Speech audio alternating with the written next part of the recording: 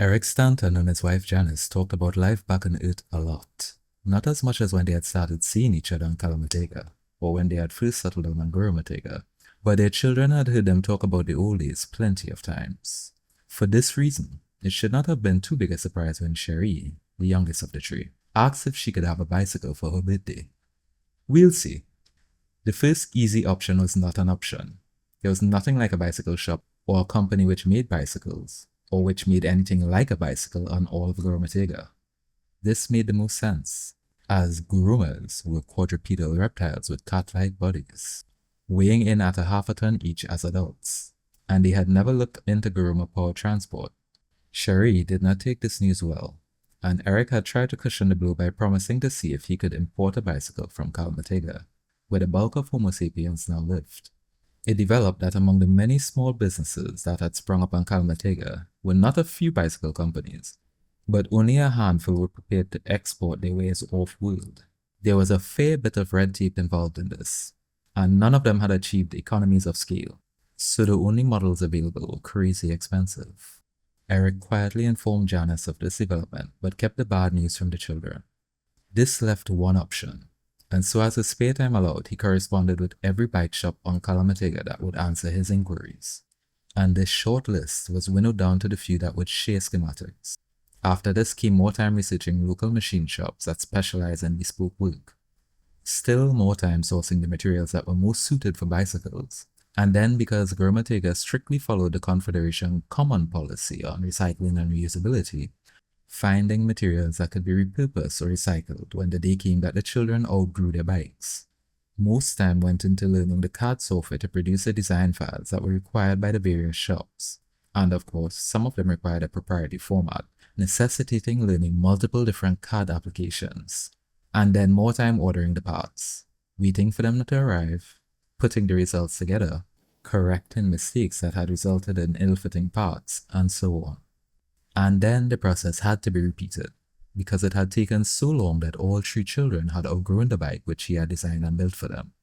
But having used the unisex design only Alicia needed a new one. Her original bike was now consigned for Barry, and his bike would be Cherie's. Maybe a little bit too big for her, but still rideable. Eric had learned from his troubles, so this latest bike was designed, ordered, received, and assembled in a month, just in time for Christmas. And naturally, the rain that had started falling on Christmas Eve Day became freezing rain during the night, an oddity on Gurumatega, where snow was such a rarity even at the poles that natives did not have a word for it. But whether rare or common, half a centimeter of ice covering every paved surface meant no riding that day. Barry ignored this announcement and tried riding on the walkway between their house and the dock, but got only 3 meters before the rear wheel slipped out from underneath him and gave him a bruised shoulder. This reminded Eric that they needed helmets too, which only took another 3 weeks to make. Finally, a good day for riding came, on a Sunday, and because there really was not any good place to ride on the island where they all lived, they brought the bicycles with them to church. And when the morning service was over, and the parking lot was empty, Eric taught the kids how to ride. They took to it like a cat takes a cream, so that less than an hour later, Eric felt confident riding to the park. There was a broad sidewalk along the road that led from the church building to the nearest park, about 1.5 kilometers away. Janice had declined a bike of her own, so she took the tram while Alicia, Barry, Cherie, and Eric pedaled down the sidewalk. When they were about 1/3 of the way there, Eric heard the unmistakable heavy crunch of an automobile collision. He called for his children to stop, and then turned to look. About 60 meters behind them, on the other side of the roadway, one car had rear-ended another. He debated going back to offer assistance, but then he saw some of the natives had stopped to help and decided that it was not needed. During the rest of the ride to the park, there were 3 more accidents in the roadway, but Eric ignored them. The park was on the small side for groomers, but for humans it was more than spacious, and the pathways, also sized for groomers, were never less than 3 meters across, giving them plenty of room to maneuver around the natives who were walking around. Janice had arrived before they did, and as they rode around, he could hear her shouting at Barry to be more careful. After an hour of riding around, his legs were starting to get tired, so when he noticed 2 groomers in police uniforms talking with Janice, he was glad for the excuse to stop. He dismounted, checked to make sure that his transvocalizer was clipped to his ear, and joined the conversation. "Tillery Setanetun," the senior officer said.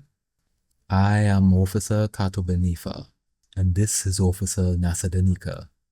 Eric's transvocalizer rendered the officer's rumbling speech with a male voice. We have received the report that you and your family were performing gymnastics along the roadway.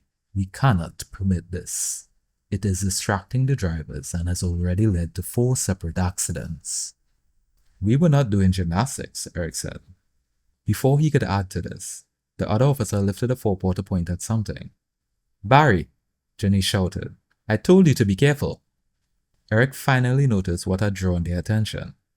Barry had pulled a wheelie and was now riding on just the rear wheel of his bike. He only managed this for about 20 meters. Eric could not stop himself from laughing. This isn't funny, Janice insisted, but this only made him laugh harder.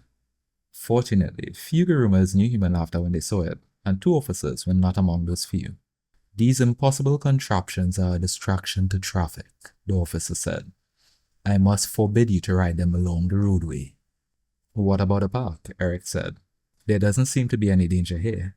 For the moment, but if it creates a hazard, we will forbid that as well. The officer took a moment to write up a report and handed a copy to Eric, and then the officers left. Eric looked at the report long enough to be satisfied that he was not going to be charged with anything. They watched their kids ride around for a while longer. They were not the only ones watching them. Many of the natives could look at nothing else. As usual, Barry seemed to be enjoying their attention. Oh no, Eric heard Jenny say. What? She nodded towards the park entrance, where a white van, scaled for groomers, therefore huge, with a very familiar logo on it, was just then parking. I hope that's not about us, she said. The side door opened and a groomer got out, then reached in and took out a professional video camera. I think it is, Eric said. Why do we have to be in the news every time we leave the house? I wish it'd get over us. He turned to her. Hon, we've had a good life here. I know, she said. I'm just worried about how it's affecting the kids. Especially Barry. She nodded. Someday he's going to have to learn that he's not going to be famous forever. Yep, but I don't think today is going to be that day.